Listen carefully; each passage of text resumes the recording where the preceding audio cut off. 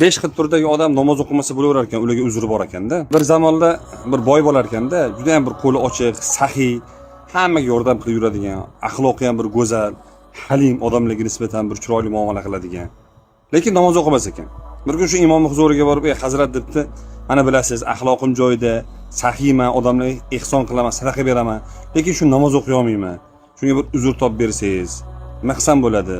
Siz imom aytgan ekan, "Hazrat degan ekan, menga bir muddat vaqt bering. 4 ta mazhabni bir kitoblarni ko'rib chiqing, albatta sizga yo'l topib beraman."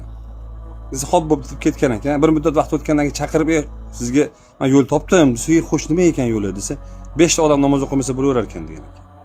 Kim ekan desa, birinchisi balog'atga yetmagan, bolalar o'qimasa bo'laverar ekan. Siz qizig'imiz, men katta odamman-ku.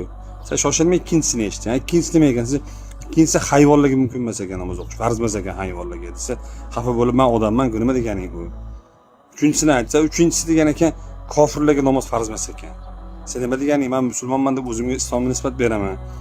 To'rtinchisini aytsa, to'rtinchisi degan ekan, aqli zaif jinnilarga o'qimasa bo'laverar ekan. "Sen nima deganing? Men aqlim, hushim joyida, sadaqalarni qiladigan, aqlim bilan maqtanadigan odamman" desa, beshinchisi ham bor ekan. Beshinchisi nima desa, o'liklarga farz emas ekan namoz degan ekan.